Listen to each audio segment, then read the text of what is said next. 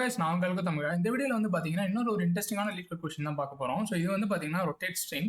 Actually இது வந்து easy அப்படின்னு கொடுத்துருக்காங்க. பட் என்ன கேட்டீங்கன்னா இது வந்து கிட்டத்தட்ட ஒரு மீடியம் ப்ராப்ளம். ஏன்னா ஃபர்ஸ்ட் டைம் நீங்க இதை பார்க்கும்போது ப்ராப்ளம் ரொம்பவே சிம்பிளா தெரியும். பட் இதை எப்படி சால்வ் பண்ணணும் அப்படின்னு யோசிக்கும் போது கொஞ்சம் டிஃப்ரெண்டா யோசிக்கிற மாதிரி இருக்கும். ஸோ அதனால இது வந்து கொஞ்சம் மீடியம் லெவல் ப்ராப்ளம்னே நம்ம வச்சுக்கலாம். ஸோ என்ன ப்ராப்ளம் அப்படின்னு பாத்தீங்கன்னா கைஸ், ஸோ நம்மள்ட்ட வந்து பாத்தீங்கன்னா 2 ஸ்ட்ரிங் கொடுத்துருக்க போறாங்க. ஸோ எஸ் அப்படின்னு ஒரு ஸ்ட்ரிங், கோல் அப்படின்னு ஒரு ஸ்ட்ரிங். இப்போ என்ன கொஸ்டின் அப்படின்னா, இந்த எஸ் அப்படின்ற ஸ்ட்ரிங்கை வந்து நம்ம ஃபர்ஸ்ட்லேருந்து கேரக்டரை வந்து நம்ம கடைசியில எடுத்து சேர்த்துக்கலாம். ஓகேவா? ஸோ அந்த மாதிரி பண்ணுனா நம்மளால இந்த கோல் அப்படின்ற ஸ்ட்ரிங்கா மாற்ற முடியுமா அப்படின்றதான் கேட்குறாங்க. அதாச்சும் if S can become goal after some number of shifts on S. இந்த ஷிஃப்ட்னா என்னன்னா தான் நான் சொன்னது. அதாவது ஒரு ஷிஃப்ட் அப்படின்னா என்னன்னா, இப்போ ஃபார் எக்ஸாம்பிள் இந்த ஏபிசிடின்னு இருக்கு இல்லையா, இதில் வந்து நீங்கள் ஒரு ஷிஃப்ட் பண்ணீங்கன்னா பிசிடிஇ வரும். இந்த ஃபர்ஸ்ட்ல இருந்த ஏ வந்து கடைசியில சேரப்போகுது. இதுல நீங்க இன்னொரு ஷிஃப்ட் பண்ணீங்கன்னா சிடிஇஏ அப்படியே இருக்கும். ஃபர்ஸ்ட்ல இருந்த பி வந்து கடைசியில வந்து சேரப்போகுது. ஸோ இந்த மாதிரி எனி நம்பர் ஆஃப் ஷிஃப்ட் பண்ணி நம்மளால எஸ்ஸை வந்து கோலா ஈக்குவல் பண்ண முடியுமா அப்படின்னு கேட்குறாங்க. இருந்துச்சுன்னா ட்ரூ அனுப்பணும், இல்லைன்னா ஃபால்ஸ் அனுப்பணும். ஓகேவா? இதுல பேசிக்கா ஒரு எக்ஸாம்பிள் கொடுத்துருக்காங்க. A B C D E C D E A B. ஓகேவா? இதை வந்து நம்ம ஷிஃப்ட் பண்ணி எஸ்ஸை வந்து கோலா மாற்ற முடியுமா? மாற்ற முடியும். ட்ரூ கொடுத்துருக்காங்க. ஏன்னா இங்க பாத்தீங்கன்னா ஏயும் பியும் வந்து கடைசியில வந்திருக்கு. கரெக்டா? அதாச்சும் 2 தடவை எஸ் ஷிஃப்ட் பண்ணோம்னா நமக்கு வந்து கோல் கிடைச்சிருது. ஓகே. ஸோ இதுல பேசிக்கா நம்ம என்ன யோசிப்போம், இதுல வந்து ப்ரூட் ஃபோர்ஸ் சொல்யூஷன் நீங்க எப்படி யோசிப்பீங்க? ஸோ இந்த கோலை வந்து எடுத்துட்டு போய் ஒவ்வொரு இடத்துலயா நம்ம கம்பேர் பண்ணி பார்க்கலாம். கரெக்டா? இப்போ ஃபார் எக்ஸாம்பிள் சிடிஇ ஏபின்னு இருக்கு. சிடிஏபி வந்து ஷிஃப்ட் பண்ணாமையே நமக்கு கிடைக்குதா அப்படின்னு செக் பண்றதுக்கு நம்ம இங்கேருந்து ஸ்டார்ட் பண்ணி ஃபுல் ஸ்ட்ரிங்கை கம்பேர் பண்ணுவோம். கிடைக்கல அப்படின்னா 2வது கேரக்டர்லேருந்து செக் பண்ணிட்டு அதுக்கப்புறம் ஃபர்ஸ்ட் கேரக்டர் ஆட் பண்ணி நமக்கு இந்த கோல் வருதா அப்படின்னு செக் பண்ணுவோம். அதுவும் கிடைக்கலன்னா என்ன பண்ணுவோம், சிலேருந்து ஆரம்பிப்போம். சிடிஇ அப்புறம் ஏபி சேர்த்து பார்த்துட்டு கிடைக்குதான்னு பார்ப்போம். ஸோ இந்த மாதிரி ஒவ்வொரு ஸ்ட்ரிங்காக எடுத்து ஒவ்வொரு ஷிஃப்ட்டுக்கும் என்னென்ன ஸ்ட்ரிங் வருதுன்னு கண்டுபிடிச்சு நம்ம ஒவ்வொரு ஸ்ட்ரிங்லையும் கம்பேர் பண்ணி பார்த்துட்டே இருப்போம். கரெக்டா?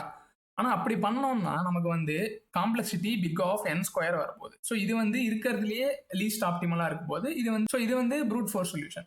இப்போ இது வந்து நான் ஏன் ஒரு மீடியம் ப்ராப்ளமாக நம்ம கன்சிடர் பண்ணலாம் அப்படின்னு சொல்கிறேன் அப்படின்னா, இந்த எஸ் அண்ட் கோல் வந்து நம்ம எப்படி லீனியர் டைமில் சால்வ் பண்ணுறது அப்படின்றதான் பார்க்க போகிறோம். இங்கே வந்து நான் ஒரு எக்ஸாம்பிள் எடுத்துகிட்டு இருக்கேங்க. ஸோ இதில் வந்து எஸ் வந்து பார்த்தீங்கன்னா ஏபிசிடி, கோல் வந்து பார்த்தீங்கன்னா சிடிஏபி. ஸோ ஆப்வியஸ்லி இங்கே வந்து ஆன்சர் நமக்கு ட்ரூ தான் ரிட்டர்ன் பண்ணணும். கரெக்டாக?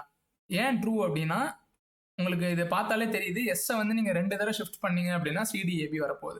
பட் இதை வந்து நம்ம n ஸ்கொயர்ல பண்ணாமல் எப்படி ஆப்டிமலாக பண்ணணும் அப்படின்னு நம்ம யோசிச்சோம் அப்படின்னா, இந்த எஸ் அப்படின்றத வந்து நம்ம ஒரே ஒரு வாட்டி மட்டும் பார்க்காம 2 எஸ்ஸை சேர்த்து வச்சு பார்க்க போகிறோம். இது வந்து நீங்கள் கொஞ்சம் இன்ட்யூட்டிவாக யோசிச்சிங்கன்னா ஏன்னு புரிஞ்சிடும்.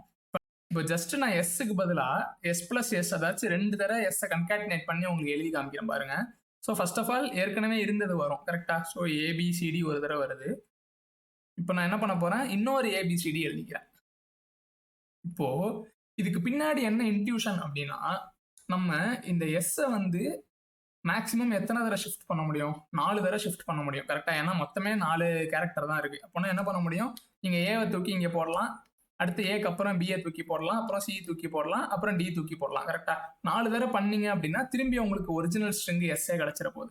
இப்போ இந்த 4 காம்பினேஷனுமே உங்களுக்கு இந்த எஸ் பிளஸ் எஸ்ல கிடைச்சிட போகுது. இங்க பாருங்களேன், ஃபர்ஸ்ட் ஷிஃப்டே பண்ணாதது இந்த ஏபிசிடி, ஒரு கேரக்டர் ஷிஃப்ட் பண்ணது பிசிடிஏ, 2 கேரக்டர் ஷிஃப்ட் பண்ணது சிடிஏபி, 3 கேரக்டர் ஷிஃப்ட் பண்ணது வந்து டிஏபிசி, 4 தடவை ஷிஃப்ட் பண்ணீங்கன்னா மறுபடியும் ஏபிசிடிலேயே வந்து நின்றுடுது. இப்போ ஜஸ்ட் இந்த 2 தடவை நம்ம எஸ்ஸை சேர்க்கறது மூலமா ஒவ்வொரு தடையும் நம்ம ஷிஃப்ட் பண்ணி ஒரு ஸ்ட்ரிங் என்ன வருதுன்னு கண்டுபிடிக்க தேவையில்ல. இப்போ நமக்கு எல்லாமே இதுல இருக்கிறதுனால ஜஸ்ட் இந்த கோல் வந்து இந்த எஸ் பிளஸ் எஸ்ல சப்ஸ்ட்ரிங்கா இருக்கா அப்படின்னு பார்த்தாலே போதும். கரெக்டா? இந்த சிடிஏபி வந்து இந்த எஸ் பிளஸ் எஸ்ல எங்கேயாச்சும் சப்ஸ்ட்ரிங்கா இருந்தாலே போதும், நம்மளால எஸ் கோலா மாற்ற முடியும்னு சொல்லிடலாம். ஏன் அப்படி? ஏன்னா இதுல ஏதாச்சும் ஒரு சப்ஸ்ட்ரிங்கா கோல் இருக்கு அப்படின்னா அந்த சப்ஸ்ட்ரிங் வந்து ஒரு ஷிஃப்டட் வெர்ஷன் ஆஃப் எஸ்ஸா தான் இருக்கும். கரெக்டா? அண்ட் நம்ம எஸ்ஸோட லெங்க்த்தும் கோலோட லெங்க்த்தும் ஈக்குவலா தான் இருக்கணும்னு ஃபர்ஸ்டே வெரிஃபை பண்ணிக்கணும். இன்கேஸ் எஸ்ஸோட லெங்க்த்தும் கோலோட லென்த் மாறுச்சுன்னு வச்சுக்கோங்களேன், அங்கேயே நம்ம ஃபால்ஸ் ரிட்டர்ன் பண்ணிடலாம். ஏன்னா லென்த் மாறுச்சுன்னா வாய்ப்பே கிடையாது. எவ்வளோ ஷிஃப்ட் பண்ணாலும் நம்மளால அந்த கோல் வந்து கொண்டு வர முடியாது. ஸோ எஸ்ஸோட லென்த்தும் கோலோட லென்த்தும் ஈக்குவலா இருக்கிறம்போது இது மாதிரி நீங்க எஸ் பிளஸ் எஸ்ன்னு எழுதிட்டீங்கன்னா கோல் இதுல சப்ஸ்ட்ரிங்கா இருந்துச்சுனாலே என்ன அர்த்தம், லென்த் ஒன்னுன்றதுனால ஏதோ ஒரு version of S, shifted version of S தான் கோல்னு அர்த்தம். கரெக்டா?